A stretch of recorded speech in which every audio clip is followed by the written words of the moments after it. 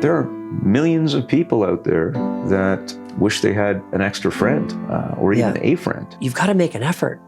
You've got to prioritize this. This just doesn't happen naturally. Like, you don't have 40 guys just show up last minute for your birthday party that drop everything if you haven't made them a priority. You know, when you read all the studies of longevity and people living into their later years and 80s and 90s, you know, much of the success of these longer living people is about their community. And you've got massive addiction now with drug addiction and alcohol addiction, and the solution's simple.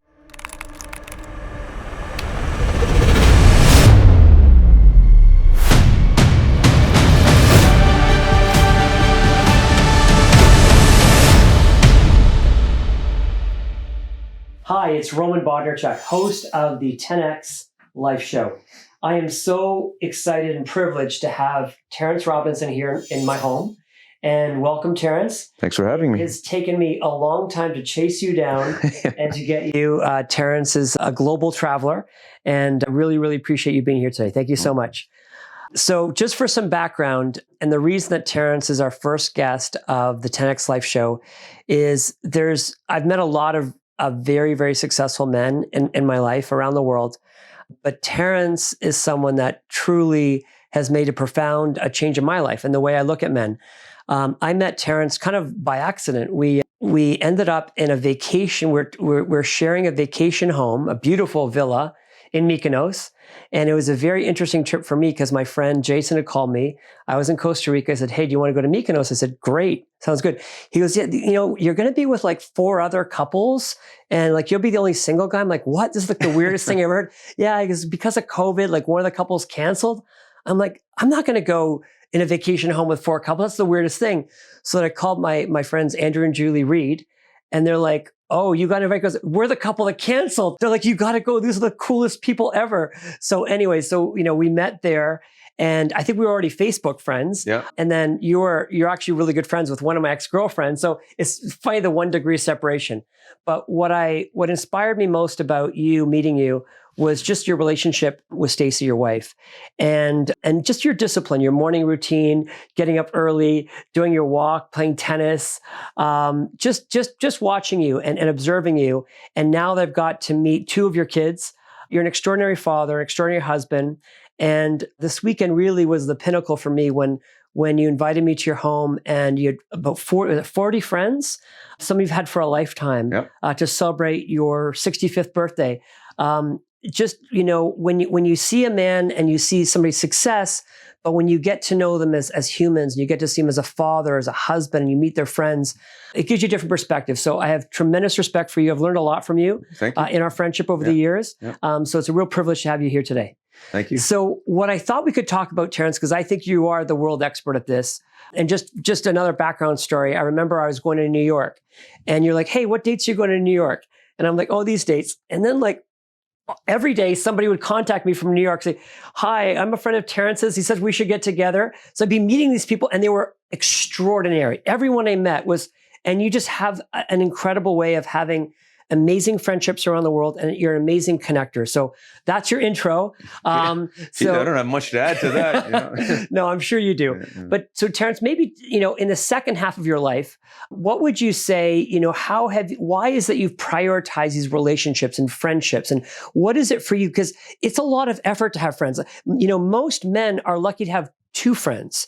You know, most men, when they die, they're lucky if they have 6 people. 6 people will cry at your funeral. Like, I can't even imagine what kind of, you know, if you had a funeral, like we'd have to get like I hope it's not soon. I don't think it's going to be soon, but we'd have to get like an auditorium. But, you know, what was it for you that made you prioritize friendships and relationships? Because clearly you've made it a priority in your life, and just walk us through that.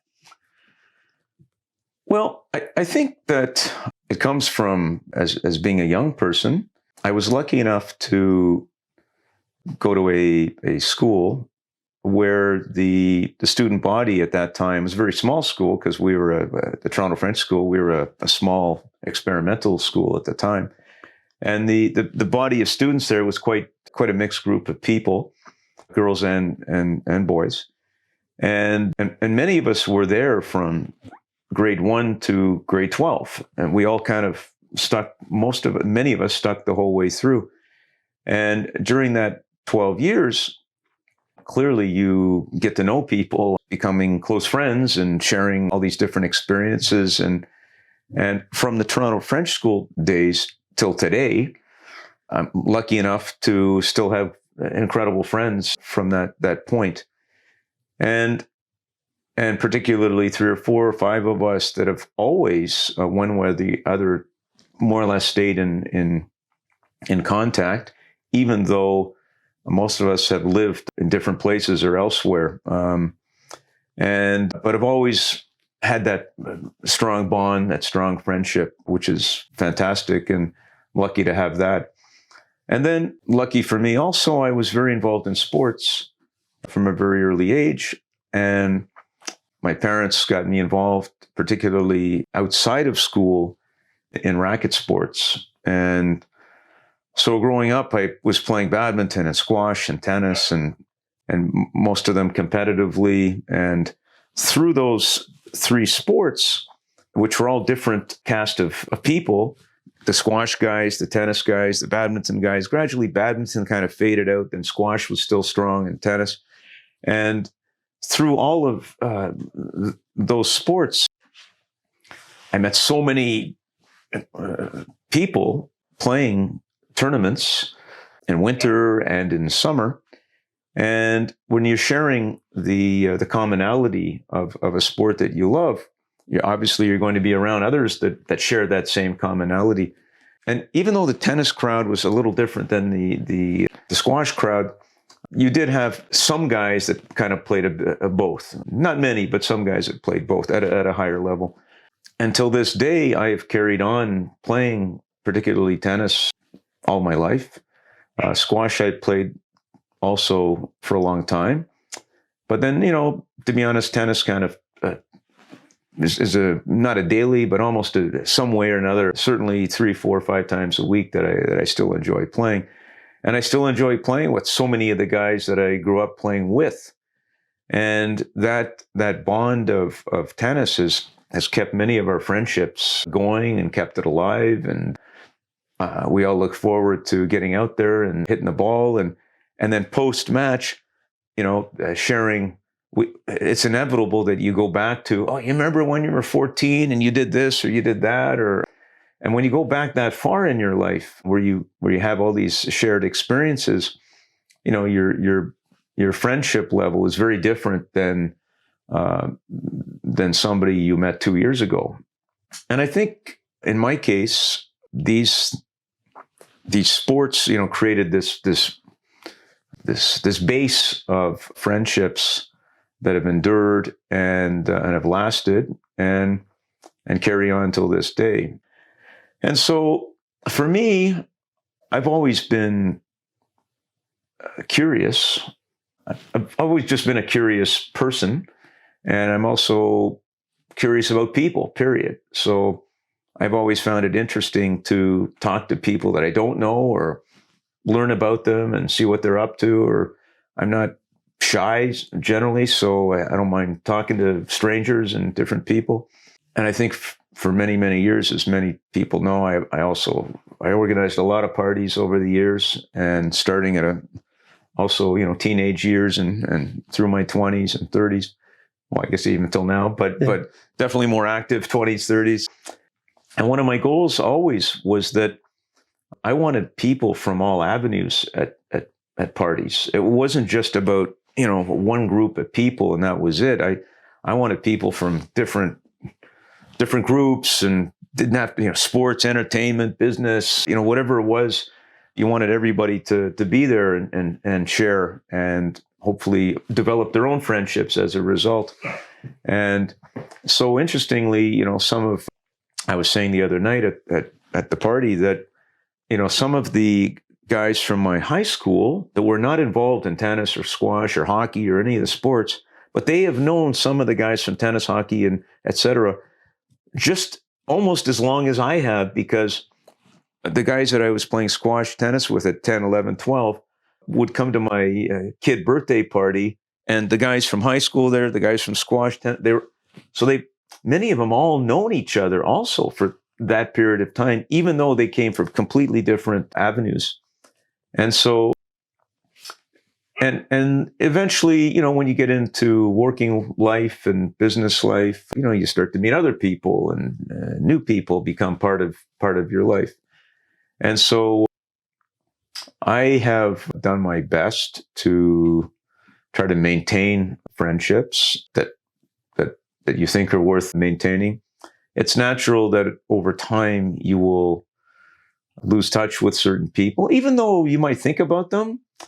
But, there has to be also eventually some form of reciprocity, I believe, Right. within your life. And that even though you might be thinking about them, that they may not be thinking about you, or you realize that, hey, you know what?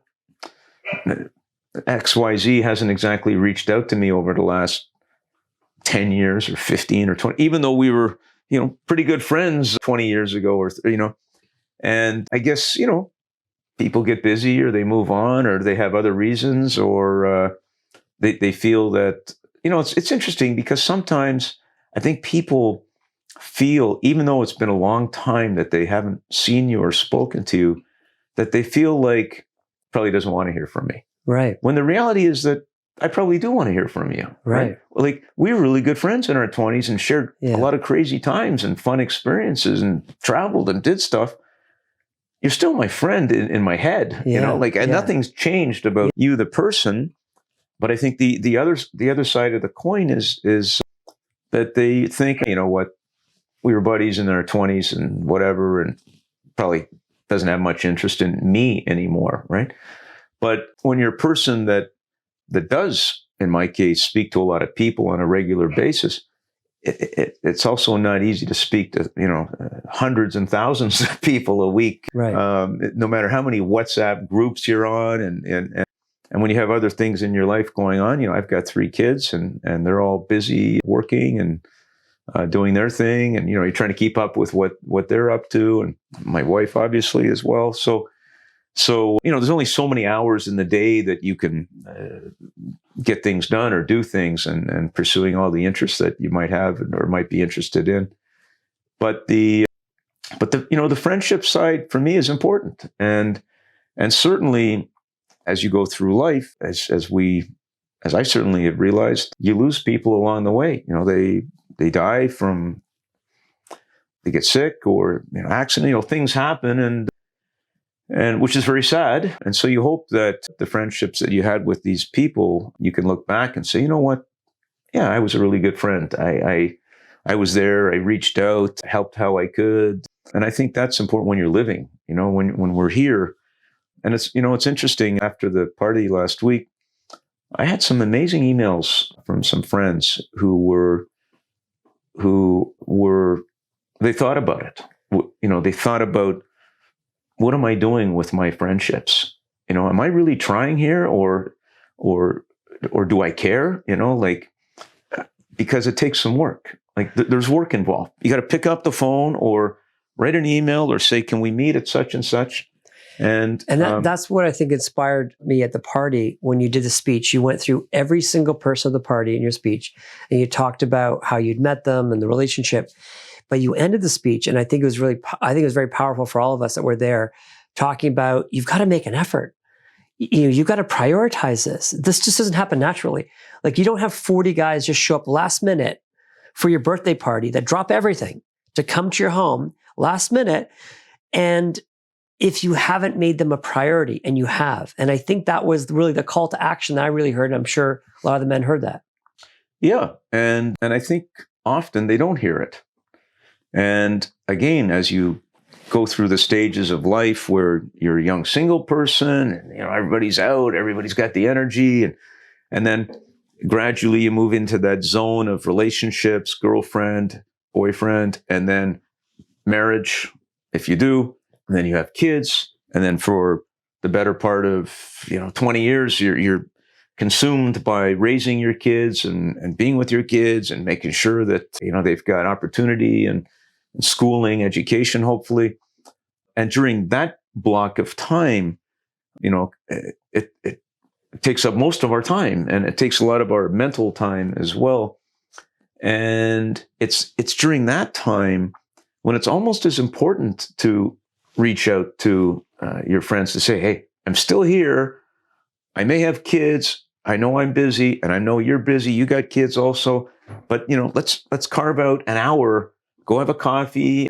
You don't need to have a 9-hour meeting, right? Just to catch up. What are you doing? How you doing? How you feeling? Everything okay? Okay, good. I'll see you next month or 3 weeks from now, or let's get so and so and have a dinner. And I think that this passes by many people, and then they get to a point in their life, and they're staring at their phone, looking at social media, and they're realizing that a week's gone by, they haven't even talked to anybody. Right. And if you're not a member at a tennis club or some social organization of some sort, then you can go a long time without even talking to people almost. Yes. And so, and if you value the idea of humanity and friendship and people in your life, it's fulfilling, and the when you read all the studies of longevity and people living into their later years and 80s and 90s, so at least it appears that much of the success of these longer living people is about their community and about their and some studies say it's the number one thing. It's the friendships, and I see this with my own parents that are, aging really well. They're in their 70s now, but they have such a core group of friends. They see each other every week, and it's why they're it's amazing. Yeah. But people that don't have that, they suffer. It's not going to end well for them. Yeah.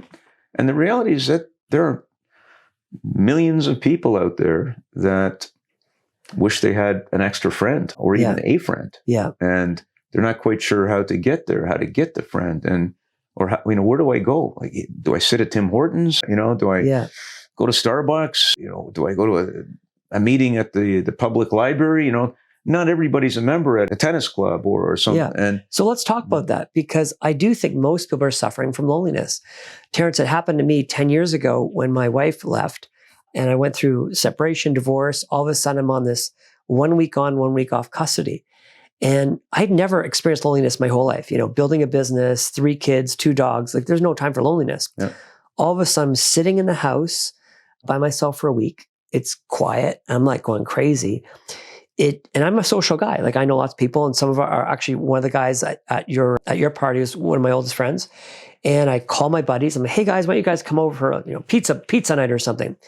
It took 3 weeks to organize that. Everyone's busy, right? So 3 weeks later, but it was like hard work, like calling the guys, like, hey, come in, great. They show up, we have a great night. But then they left, and I started thinking, well, shit, now what do I do? Like those are my boys. Right. What happens? And there's a lot. And again, I'm a social guy. I'm in Toronto with my friends, and I'm suffering with loneliness. So a lot of people are dealing with this. One thing that inspires me about you is how you are curious about people and you talk to people. So I remember last year's party, it was actually hosted by a guy that you'd met at the coffee shop. Because I think a couple of people at your party last year, if you recall, were guys that you'd met at the coffee shop. Yep. And I'm like, how cool is that? Yeah. So it's not just all your old friends and tennis. No, these are some guys you met at a coffee shop and they became great friends. So let's talk about that, because I think for people that are listening to this, a lot of people are suffering from loneliness. And like, my old friends aren't, maybe I don't really want to hang out with some of my old friends. Yeah. So let's talk about, because you travel a lot. How do you meet people all the time? Well, so the coffee shop, as it's been for centuries, has usually been a meeting point, not by definition, but it happens because people are walking in and out of such a place. And there's something about regularity of attendance almost, meaning that if one day you go to Starbucks in the morning, another day you go to Tim Hortons, and another day you go to XYZ coffee shop, people don't see you. Right. You're in and out. You're just another person, another customer. And nor do you connect with anybody on any level, largely speaking. But when you actually go to one place as your coffee house, as your coffee home, whatever you want to call it, and you're there because you like to drink coffee, you like the place. It doesn't have to be coffee. It could be juice, whatever it is you're into. In my case, I like coffee. Yeah. So, and when it becomes a regular routine as part of your day, which for me it is, and it's not just the coffee. I can make coffee at home for 10 cents. Right. I don't mind paying the $7. Yeah. I'm paying for the real estate and the social surrounding, right? Yes. It's like your entry ticket, right? Yes. So you can't expect to go there for free. The guy's running a business, Right. So you got to pay him. That's fine. I'm sitting in your chair, and so. But when you're there with regularity, gradually, people you don't know see you. So they don't know me. I don't know them. But over time, it becomes, hey, how you doing? Like, you may not know their name. You may not be sitting with them. But gradually, especially in neighborhoods where many of the people that are going to that particular cafe are from the area. Right. If you're living in an area, it doesn't mean you know everybody in the area. You probably don't know anybody hardly, right? But when you go to a meeting point, let's call it, gradually over a period of time, hey, by the way, my name's Terrence. What's your name? Oh, I'm John. Oh, very cool. And you live around here? What do you do? What are you up to? You know? Oh, so you've met one new person, and he's there every day also, and every morning. Hey, John, how you doing? It doesn't mean you have to sit with them for 9 hours, but there's a greeting, there's a familiarity. You see them, they kind of know you. Gradually over time, maybe your relation gets a little wider, and you think, oh, well, you know so-and-so. Oh, well, all of a sudden your 1 degree, 2, 3 degree, 4 degree separation becomes smaller because this guy or that guy. And then gradually, as other people come into that same place, the familiarity of everyone that's coming in, which is kind of using the Coco experience, is what's happened. And, many years, not that many, but many years ago, I worked in our office was in the Hazelton Lanes area. And there was a coffee shop in the bottom next, what became Whole Foods, across from Whole Foods. There was a coffee shop there. And I used to go there every morning, as did many others from that zone. And not that there weren't other coffee shops, because there were, but I chose to go there. Paul, the guy that ran the place, I liked him. And gradually over that period of 7, 8, 9, 10 years, many, many people would start coming every single day. Yeah. And what was amazing is that not only were we there in the morning, most of us there went at lunch. And it wasn't that there weren't other great restaurants around the neighborhood, because there were, but we chose to go there. Why? You didn't have to phone anybody. You just said, you know what? Probably Ian and Stan and whoever else, they're probably going to be down there eating lunch. Right. Which means you're going to be hanging out. You're going to be talking. You don't even have to organize lunch at 12 at XYZ. Right. You just go there. And the friendships that were created through that coffee shop, which came naturally as a result of familiarity and being there and sharing interest and talking. Oh, the Leafs. And what was funny in those days, it was kind of the beginning of American Idol. When American Idol was starting, and you'd go there. Hey, did you see so and so sing? Amazing, And at that point, also, you were watching American Idol with your kids, and so I think that was 8, 9 years or something at that cafe, and until it finally had to close.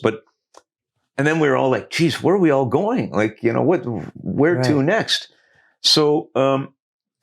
But what created that was the regular attendance of going there, making the effort to go there and not over to that place, because I knew that I would see the guys and the girls that I enjoyed seeing in the morning. Right. And then, hey, I enjoyed seeing them at lunch too. And we'd all sit there in a long row.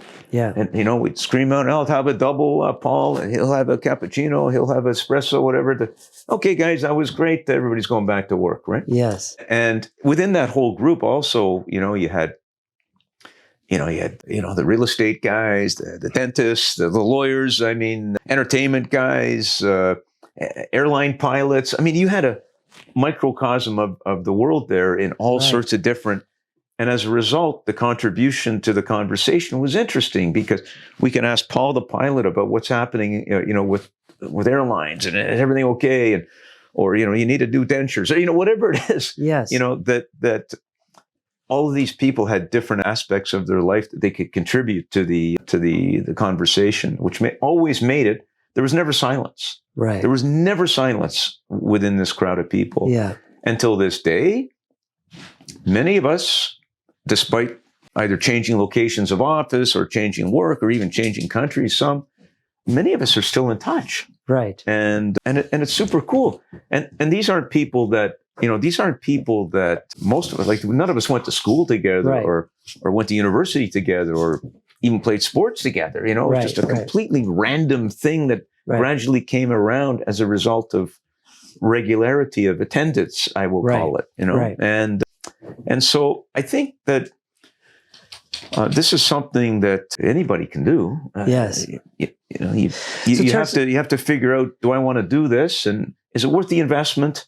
Not just monetarily, but of my time. Is this something I should do with my time? And I think also as we move through life, time, it becomes an even bigger factor as you get older. So, Terrence, one of the challenges, and you've got kids, and their friends, and my kids, and we're suffering in a time of incredible loneliness.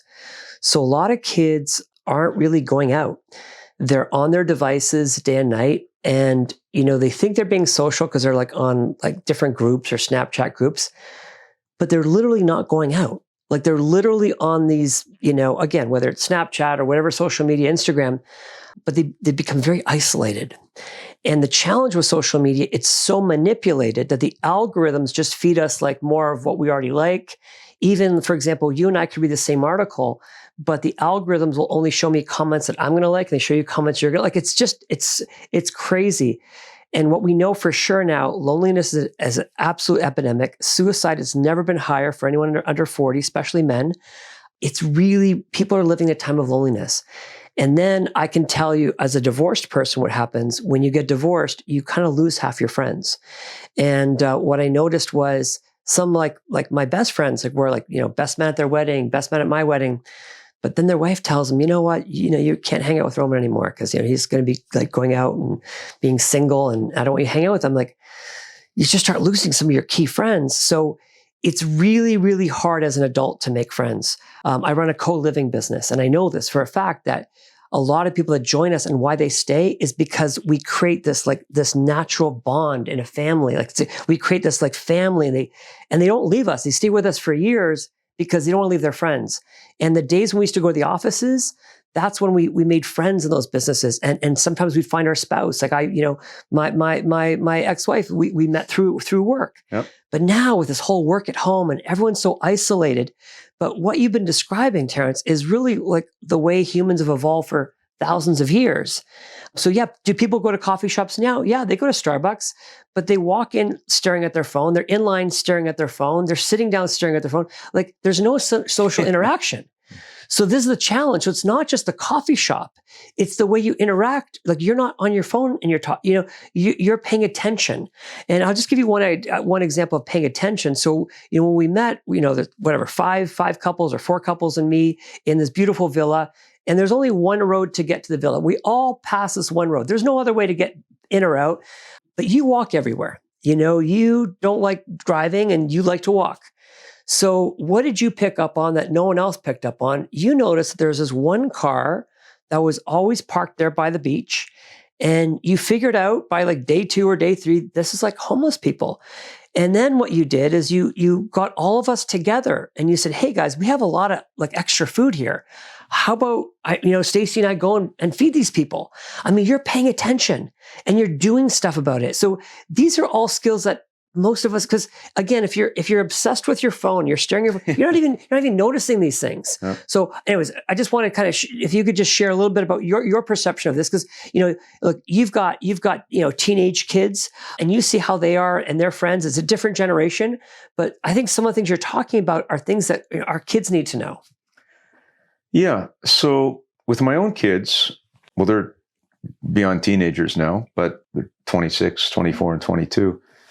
And in our family life, for me, everything outside of school was about sports. And because I'm a sport person, I wanted my kids to play sports. And whether that was soccer, whether it was tennis, whether it was padel, a very popular game in Spain, although here as well now in Canada. Is that how you say padel? Yeah, it's padel, Okay. paddle, padel. Okay, But cool. my son's actually here in Toronto coaching padel at a club called the Pad downtown. And as an example, what's really interesting about the Pad, so it's a club of 4 courts, 4 outdoor paddle courts. The club was opened about a year and a half ago by some entrepreneurs and some guys here in Toronto that wanted to get something going with the sport. And what's fantastic about the Pad is that when you go there, the music's going, reggaeton, or, the music's going, people are playing, they're having fun, there's 4 court, it's very social. And the community that's being built out of attending this paddle club has encouraged new friendships. And the beauty about padel is that virtually anybody can learn to play quickly. It's not like tennis that takes years to get anything going. With padel, within 5-10 minutes, if you have some type of physical ability, you'll be playing padel. Okay. And you can have fun doing it. And gradually, like most people, they get hooked and they just want to play. And you can get better and better and better. And it makes it rewarding as a sport because it's physical. But my point is that when you're there, there's many people that come there just to hang out. Right. Because there's other people around playing the sport. Yeah. It's fun. It's outdoors. You got the music going. And when I'm there, not everybody's staring at their phone. Nice. People are sitting like this, talking and having a chat. And there are many people from different countries. And, the sport of padel is very popular in South America, particularly in Argentina and Ecuador and other countries. And there's lots of people from those countries here in Toronto. And when they heard about this padel club opening up, they're like, wow, I got to go play. Right. And my son, who's fluent in Spanish, all of a sudden is like speaking as much Spanish as he does maybe in Spain or elsewhere. And the community that's been developed out of this sport has been fantastic for so many people that might not previously had such an outlet, where now they can go hang out with a bunch of friends in and around their age or even older, meet new friends.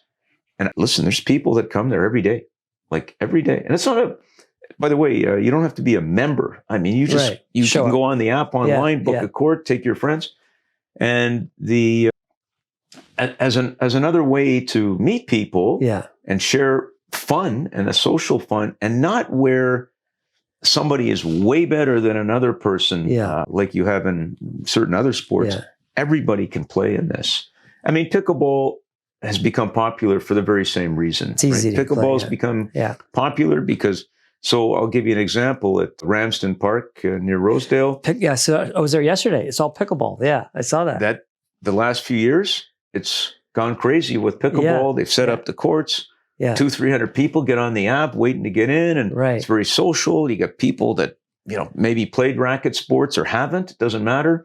They're all out there playing. It's easy to learn, and it's great. It's taken people off the couch and away from Netflix and their phone. Now they actually have to play, talk to each other, kibitz after, have a chat, have a drink, coffee, whatever. And I believe padel and pickleball have been a great new kind of entree into socialization and for people to meet each other. You're right. And be in a relatively closed area, meaning, when you have 4 people to a court that are quite close, it create and where the other court's right there, it creates this social aspect. You're right.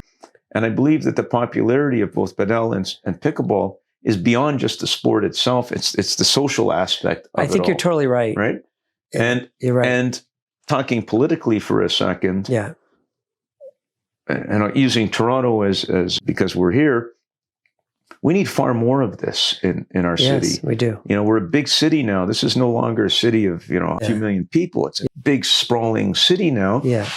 And there are many, many, and particularly younger people when you talk about lonely, they don't know what the outlet is. You know, Right. what am I doing? Right. Where am I going? And I'm such a believer in physicality that you need the endorphins and the serotonins and your hormones to be punched so that you're out doing something, because it fires up everything and your brain will be way better after it's done. And when I pass by downtown, I see lots of high schools and they've got, you know, the outdoor basketball area. The number of times I pass by these places and there's weeds growing out of the cement, they're not maintained. The basketball nets are ripped apart. Yeah. Like, we're spending billions on all sorts of things. Yeah. Including people going to hospital for loneliness and depression and everything else. Yeah. It's not easily solved. However, I do believe that if you made these places much more inviting and much better maintained and almost club atmosphere, but for the public, for everybody, right? Not you don't have to pay. This is a government. We the taxpayer are having these great places where everybody can go there, play hoops, play ball hockey, have it all set up like a campus. There's plenty of room. Yes. Like Jesse Ketchum's school has massive fields, never used, hardly ever used. Yes. During the school day, maybe there's a few people, but if it was set up much better and it was paid attention to and promoted, you could have hundreds and hundreds and hundreds of kids out there. You're right. And teenagers and 20-something using the facility. You know, when the city went through this whole thing, you can't play ball hockey anymore. You can't go on the street and play ball. I grew up playing ball hockey every single day for years, as did so many of our friends. Yeah. You couldn't wait to play ball hockey. Right. Whether it was on the driveway, on the street, or at some school somewhere, right? Yeah. Whenever I happen to see on certain streets in Toronto where a dad has pulled out a hockey net and he's got it set up so that he can take shots on the net, I said, oh, that's fantastic, you know. Right. But how many ball hockey games do I actually see going on now? The answer is basically zero. Right? Yeah. And so, again, when you take away from that socialization aspect of young people and adults, where they're out playing a game, they got somewhere to go, shoot hoops, play whatever it might be, people, commonality of interest, physicality. Yeah, people get depressed. Well, kidding. They do. No kidding. They're losing their energy. Yeah, right? and then, you know, the alternative now, so in Toronto, because again, Toronto, we now have more cannabis stores. We have more stores selling cannabis than all of the variety stores, all of the pharmacies combined. Like literally, you can't go a city block now in the city without a cannabis store. Like they're everywhere. So when you have people that are depressed, that are lonely, you've got now 1 in 3 kids on antidepressants. 1 in 3 kids. I'm sure for adults, it's even higher. Yeah. And then you've got, you know, massive addiction now with drug addiction and alcohol addiction. And the solution's simple. Like just go back to playing, go back to the old school ways, because this whole social media has made us antisocial. It's made us depressed and lonely. And what you're talking about, Terrence, it's so important. Yeah. And I hope people are listening to this, because again, the more time you spend on your phone, the more miserable you're going to be. Absolutely. Yeah. I mean, so this morning, 8 a.m., Forest Hill Arena, we have a pickup, hockey game that's been going on for many years. And the guys make the effort to show up at 8 a.m. on a Monday. And I would say that the vast majority that come to play wouldn't miss it, other than business things or family or whatever. If they're free and available, they will come. And guess what? That takes effort, right?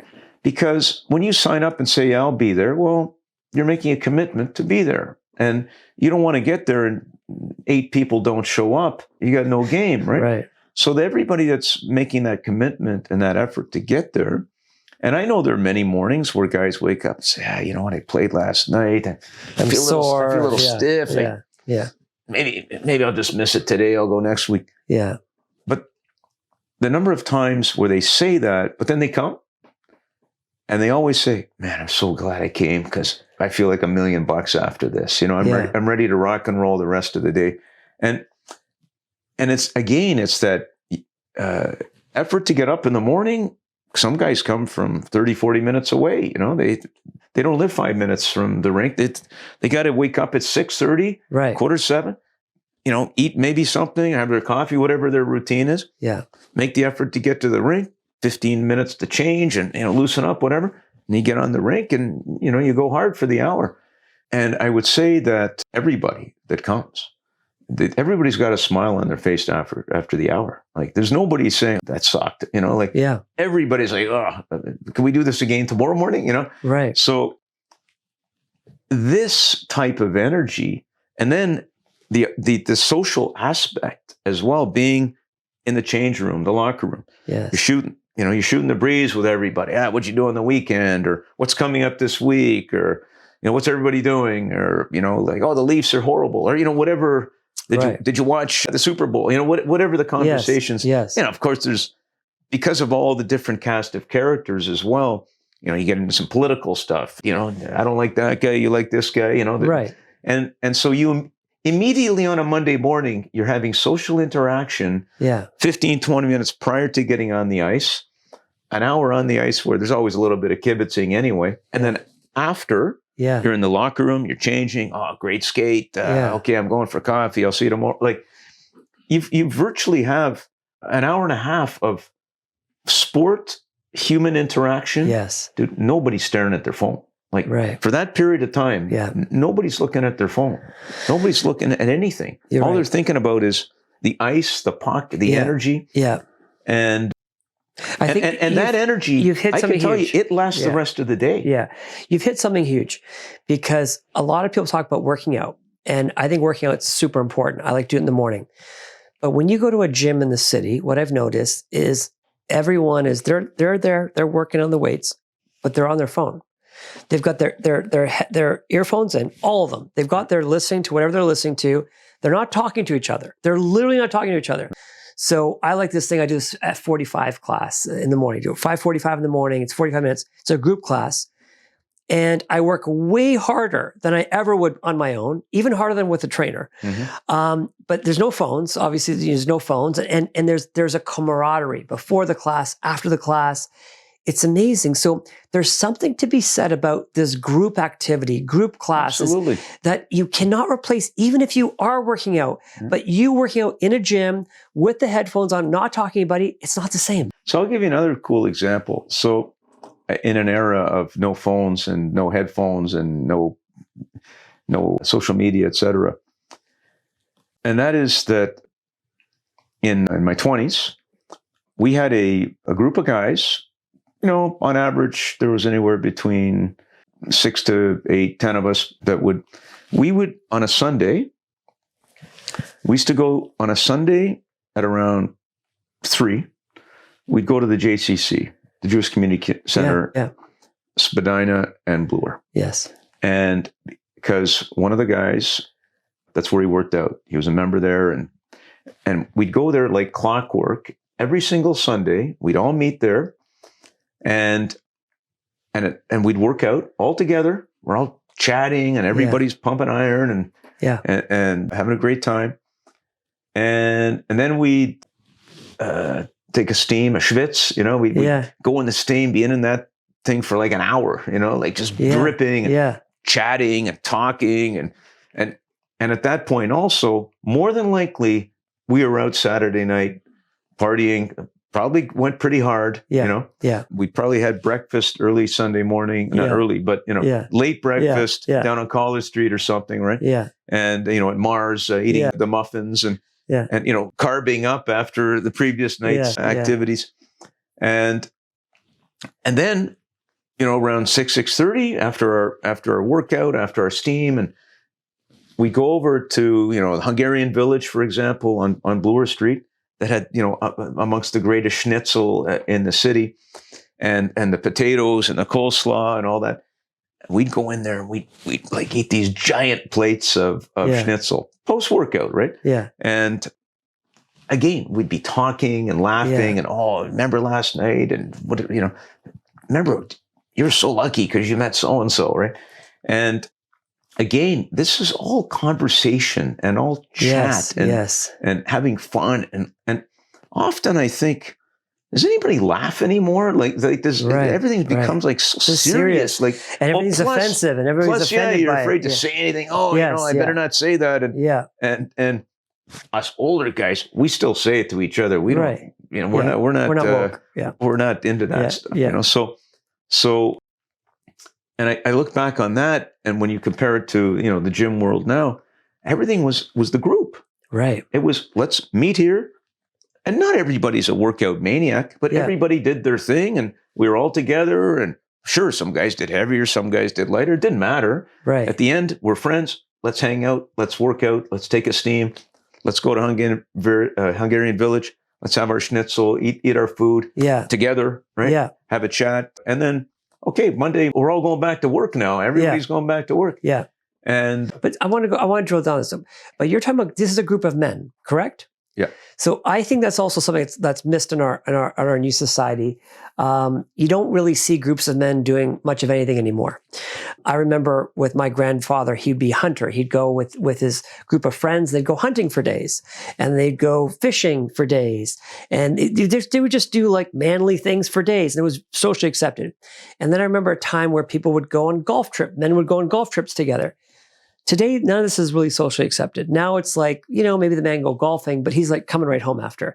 The idea of men going as men on these fishing trips or hunting trips, and even what you're describing, even like the weekly hockey league, it's like, it's not, something that society's promoting right now. So maybe you could just talk a bit about your experience with just groups of guys. And I also want to preface this that the men that you've been hanging around with, they're quite successful. Like this one you're talking about, for 40 years, this group, the hockey group. But you mentioned the founders of Roots were part of this group. Like these are not like just guys who just have nothing better to do. They're playing hockey. These are guys that built global brands. So maybe you just mentioned some of the stuff. Yeah, well, obviously, being a Canadian and being in Toronto and growing up with the Toronto Maple Leafs and growing up with hockey, and if you played as a kid or played in your teenage years or in your 20s, and it's always just been, for me anyway, it's always been such a fun activity to do and physical, and I feel great after it, and I like the sport. And within various hockey groups that I've been involved in, you've had plenty of people that running substantial businesses and have made hockey an important part of their life, and created games and created regularity with a certain skate at a certain time at a certain arena.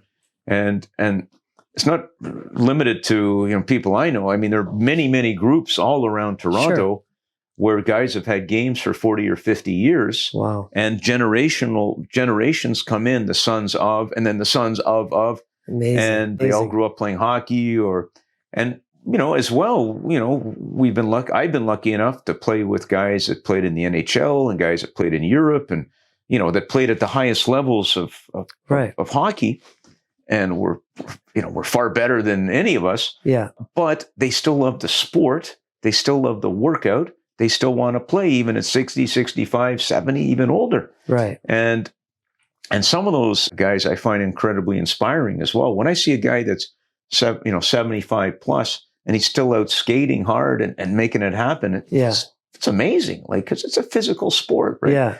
And if you stand around, you're not going to be in the game, So you need to move, I was inspired. I remember in Mykonos watching you play tennis with your friend Nico, and he was at 75. Yeah. I mean, he's a few years older now, but but watching you guys, it was like watching like a Federer term. Like, it was unbelievable.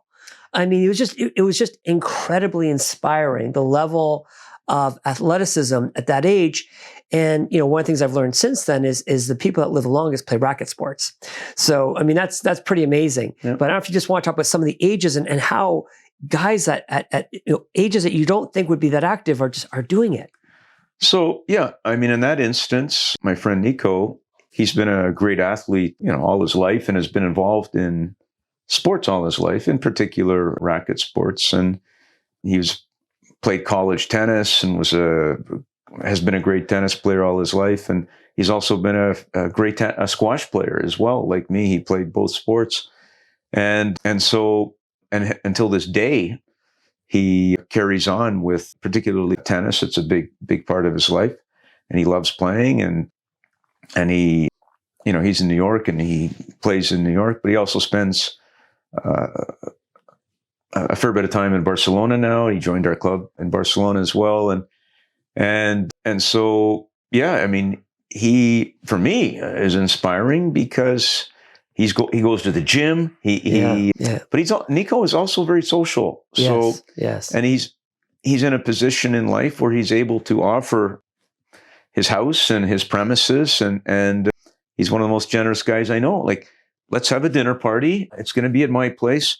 Let's get 12, 14 people together and we'll have a nice time. And it creates, again, social interaction and talk and chatter and share some ideas. And I'm lucky enough to have been his friend now for over 30 years. And we met in New York and have always maintained our friendship. And I've learned a lot from him as well about the way he operates and how he does things. And he had great examples as his parents also, who also, between his mother and dad, they were almost close to 100 before they passed. Wow. And yeah, and both of his parents were incredibly active. The mother was prima ballerina, and his father also a fantastic squash and tennis player all his life. And these people kept playing and kept going and were very social and met people and talked to people. And so in that instance, when you see somebody that's older than you are, that's still making it happen and that's still going to the gym and realizes that in their life, it's important to, if you don't want to fall apart completely, you got to, use it or lose it, right? That's right. I mean, that's right. So that's right. And again, if you can enjoy it in the company of others, even more fun, right? Yeah. So, hey, we can play tennis together. We can play padel together. We can have dinner together. We can shoot the shit at, excuse the language, at a coffee shop or whatever. And again, this is like relationship. It's friendship. It's fun, It's so critical for people listening to this because in our day-to-day society, it's not happening. It's not happening. But there's one other habit that I noticed about you when we were in Mykonos. So we're all on vacation. Everyone's having great parties, having a super time. And you and Stacey are not drinking. Right. No. And now that was probably a decision probably made in the second half of your life, because I'm guessing the first half there was some drinking involved. Yep. Okay. So if we just talk about that change for you and the benefits that you've experienced. Listen, I think when you get to a certain stage in life, in the case of alcohol, it just wasn't serving me any purpose anymore. And perhaps that was a physical thing where I just didn't feel good. I'd wake up and I think, terrible. Oh man, I feel foggy. I feel slow. I feel miserable. And I just said, you know what? Why am I doing this? I don't need it anymore. And maybe your life changes also in the sense that you're not going to go out and tie a big one on tonight because, and again, it gets to this point of my time. What is valuable about my time the next day? Right. And when I think about how I would begin to feel, even with a glass of wine or one beer, I became a lightweight. I just couldn't take it anymore. Yes. I'd wake up having had one beer or one glass of wine or something. My head was sore, and I felt like I needed to eat 6 hamburgers and 9 orders of fries to, and you delay the workout and even work, or you skip the workout. Work-wise, like you couldn't be productive. And I realized that this isn't the way I want to feel. I want to get up in the morning and feel amazing, ready to rock and roll and go for a long run or a hockey or play tennis or whatever it is. What age was it? Do you remember what age it was when you did that, made that decision? Yeah, so I would say probably like 55-ish. Okay. And I was never a huge drinker particularly anyway, but however, probably then I started to feel the effects of the alcohol. It was physically affecting me to the point where I wasn't enjoying that next day feeling. Of course, at the time, you're having a few glasses and you're thinking, oh, this feels great. I'm chatting, it's the next day. Dancing. But the next day you're like, oh man, I feel horrible, right? Right. And gradually it was less. Was it difficult for you? Did you find your friends going, Terrence, what's going on with you? Did you find any social pressure about drinking? Did you find that to be difficult? No, I would say that I encourage everybody not to now. Like, you'll feel way better. But listen, some people, they like it.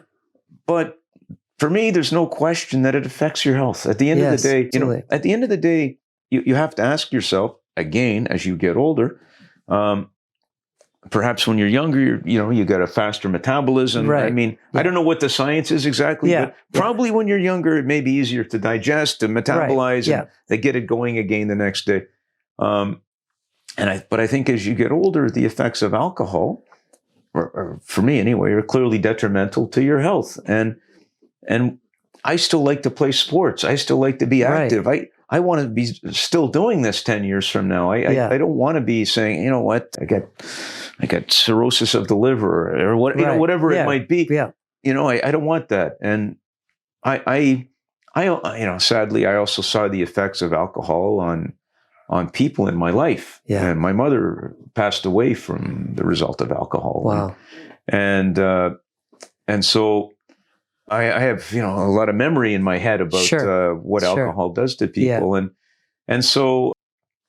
And now I don't even, I can be around it. Party the other night, everybody's free to choose whatever they want to do. You want to smoke weed or do coke or, whatever it is you're into. Yeah. That's your choice, right? Yeah. My choice is not to drink, not to do drugs, to try to eat reasonably okay. Hey, we all got weaknesses sometimes, right? I still like red dye number 5 licorice sometimes. Like, but I'm not eating mounds of it every day. Like, if I go to a movie, I like to eat the crappy popcorn and eat some licorice. But I also know that during the day, I probably walk 10, 20,000 steps and play tennis and whatever else. Right. So, a bit of a balance. And you still got to have some fun too, right? Yeah, for sure. And so, the social pressure, I don't care about it, and I don't think about it, Good. But I'm quite happy if somebody's there having their bottle of wine and they think they're enjoying it. Good for them, Yeah.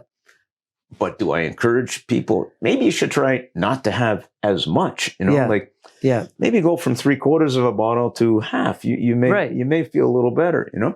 Maybe you'll come back out to the ice. Dude, you haven't been on the ice in 15 years because your excuse is, I'm overweight, I'm too heavy, I don't have no energy. Yes. You too can get the energy if you choose. It's there. Yes. I believe it's in everybody. Yeah. It's there if you want it to be there, right? And I know from some of the people that are older than me that are still. So I'll go back to one other example.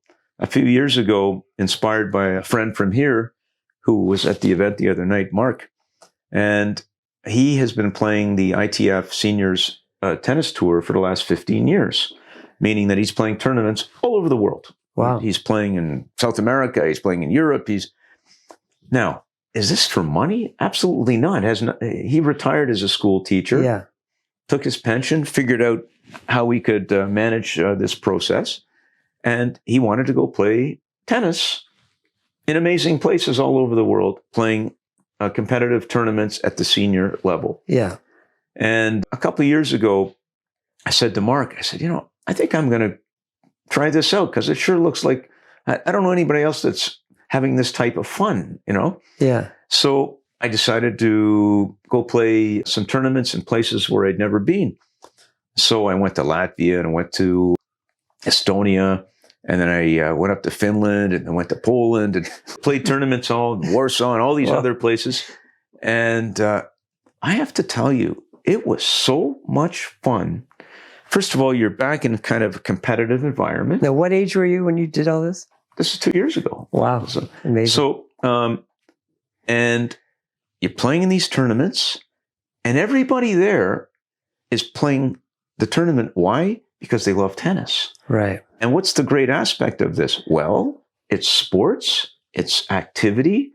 It gives you something to look forward to in the morning. Oh, I got to play a match at 10 o'clock. I better be ready. And by the way, if at night, you're thinking about getting hammered or too much alcohol, Yeah. you're probably not going to play very well at 10 in the morning, right? Right. So as a result, people control themselves. Maybe they have one beer or no beer or whatever. Yes. And they eat right. And at these tournaments, I met all these people from all over the world,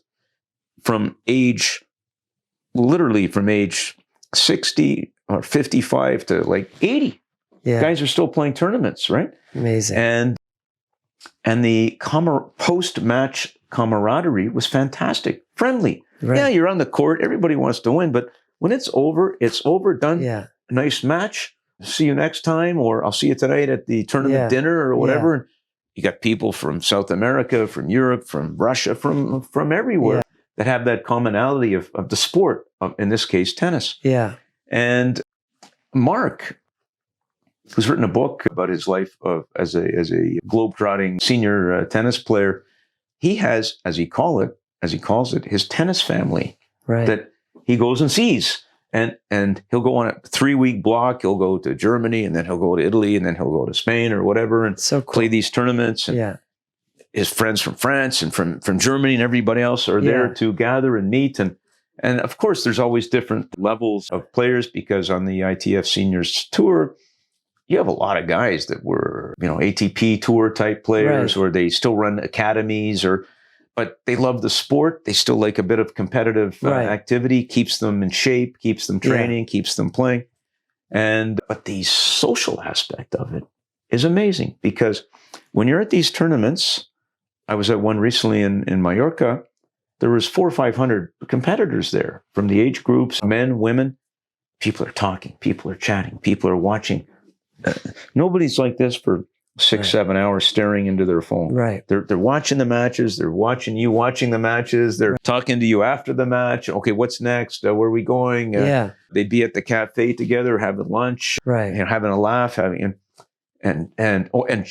by the way, you have on this tour, you have people that are from all aspects of life, from the firefighter who just retired, but he used to be the top junior in whatever country he came from as a tennis guy. Now he's back at it again because he has the time. He's retired. He wants to play still.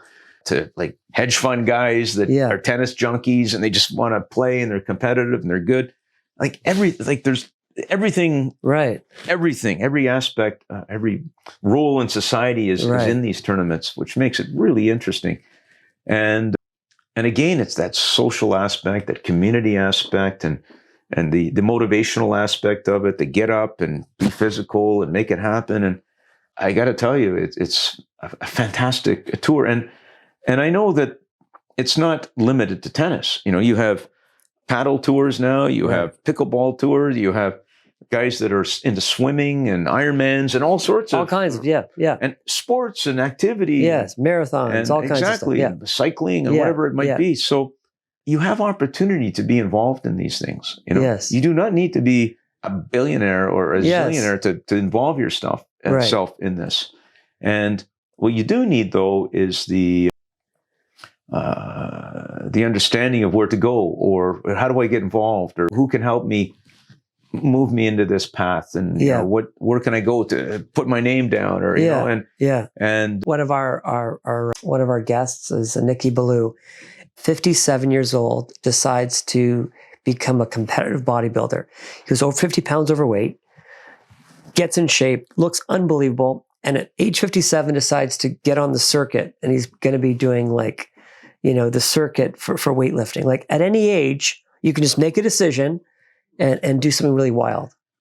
Absolutely. My wife's sister is now, after, I think maybe, I don't have the exact timeline, but I'm going to say in the last 4 or 5 years, she got into powerlifting. She was working out all the time at a club, working out, going to the gym. And then somebody said to her, have you ever tried powerlifting? The clean and jerk and deadlift. And she said, well, not really, but okay, why not try it? And so she got into it and then gradually got more into it. She's now the world champion in her age class. That's 50 plus. Just won a tournament in South Africa. She has sponsors now, and she's been to Mongolia, represented Canada. Like from a standing start to putting the effort in to train, and she's lifting a lot of weight. Yeah. And I mean, it's an amazing. So again, it's there, and she made the effort to make it happen, to do it, and put in the effort, and she, but she loves it, and it's also social. It gets her to places that she would never be competing in Mongolia, or but through this activity, and she's met people from all over the world, and hung out with people, and so I remember in Mykonos having lunch with Nico's wife. Is it Mika? Yep. And she does, what's that sport called? It's like kite surfing. Kite surfing, yeah. And she talked about how she does it all over the world. Yeah. I mean, how cool is that? Yeah, and she's an incredible kite surfer. I mean, she's like, it's amazing when I see her in the water, and she knows. Yeah. She's really. I mean, she's athletic, but when she gets in that water, she also feels free, and she loves the feeling of it. Yeah. And but a lot of people are watching us, listening, go, oh, that's great for people in their 20s. We're talking about people in their 50s and their 60s and their 70s and their 80s. Totally. There's an incredible guy from South Africa, Dion Friedland, if you looked him up. And he had been very successful in the financial world, and decided, okay, what am I doing? And he became a weightlifter, bodybuilder. Became world champion, I think, 15 years in a row in his age classes. And if you look at Dion now, Dion's got to be 80. Maybe he's slightly older. Dion, if you see this, I know you're around. So in any event, he, every day, hits that gym. His biceps are like this. Wow. He's developed chat. He's in that gym doing his thing every day. Nobody's got a bigger smile than Dion. This guy every single day is loving life. He's in that gym. He's pounding the weights. He's going at it. And his partner, she's going at it, doing the weights. They're together. They're doing their thing. And he goes to competitions, and he motivates people to work out and stay in shape. And his family, this is all doable, right? There is no I can't in people like that, right? And I think the age thing, it gets people really out of whack. At your party, I met people that are like 50 and just have some young kids. I mean, our mutual friend Steve Johnson, he's got a young family. He's like this whole age, or Jason Sawyer, just had a baby. Like it's all in your mindset. Yeah. And people, you remember that TV show, The Golden Girls? Yeah. And it looked like those women were like in their 90s. They're in their 50s. Yeah. Right? Like it's amazing how good you can look, and how good, and you can actually reverse your aging. And it's incredible what we can do, but it starts with our mind and making decisions. So if your grandkids are watching this, or your great grandkids are watching this, and hopefully they will be one day, what advice do you give to them? So it's always a good question. And because in the day and age in which we live is vastly different than the one I grew up in. Yeah. And so you cannot tell them, never look at your phone, right? Never go on social media, never attach yourself to a platform of any sort. Yeah. Because the reality is that in this day and age, much of what we do, fortunately or unfortunately, I don't know, involves technology. All these platforms and technology, and it will only increase. However, you have to create a wall around it, like a discipline around it. So create some sort of fence that almost says off limits for the next 4 hours or something. I can give you an example of my daughter at university. When she would go to the library to study, she would not take her phone. She would leave her phone at home. So smart. Leave it there, because she knew that temptation is too much to so many phones or rings. That's or brilliant.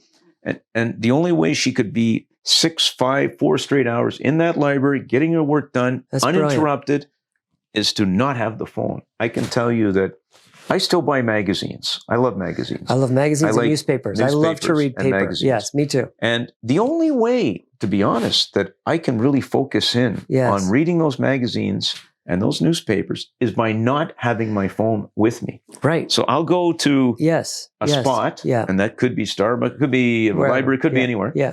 I'll take my stack of books, magazines. Yeah. I'll read for 7, 8 hours.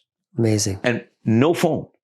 if I have the phone there, it's too distracting. I might, look at Roman sending me a message. Yeah. I better respond. Yes, or Joe, can you play at XYZ? Or are we having dinner tonight? And right. What are you doing? Yes. And when you don't have that, and you don't have that distraction, that's great. You can zero in, focus, and say, okay, the next 6 hours, I'm studying, I'm reading, I got my book, whatever it might be you need to do. That's brilliant. And so your only choice is to stop the distraction. Yes. Because we know it's very powerful.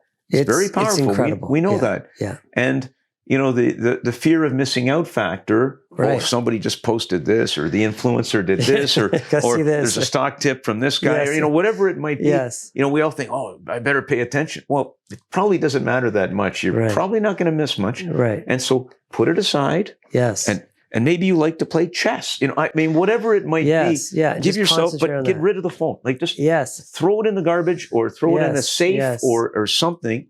Give yourself a breather. Give yourself some time. And I try to tell my kids, if you can, put it aside. Yeah. Don't look at it. Close it up. Go work out. Go play sports. Go hang out with your friends. Talk. Do something. And the other side of it that I tell my own kids about their own relationships, and I said, there are always going to be those that want to initiate, that want to create friendships, that want to make it happen, that are interested, and there are those that it's not their nature. Right. They'd rather be part of it, but they want to be, hey, can you tell me where you're going tonight? Because I want to be there. But they're probably not going to make 9 phone calls. Right. Or I always say phone calls. Nobody phones anybody. But in my day, you picked up the phone and there's a party at XYZ, and make it viral by telephone. So there's always going to be leaders and followers, and those that would prefer, they're a little shy, or they don't quite have that personality, dynamism.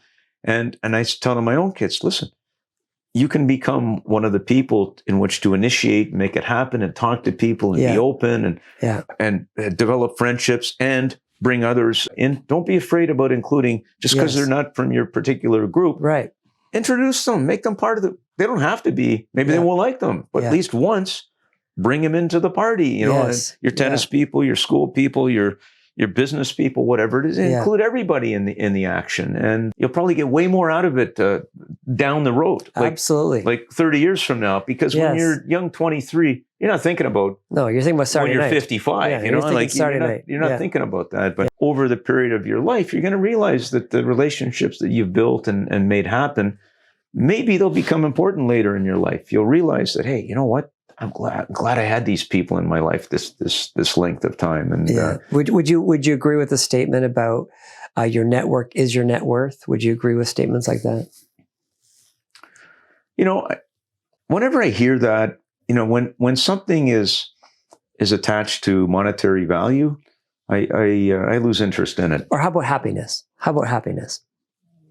Your network and the number of friends you have. Would you equate that to happiness?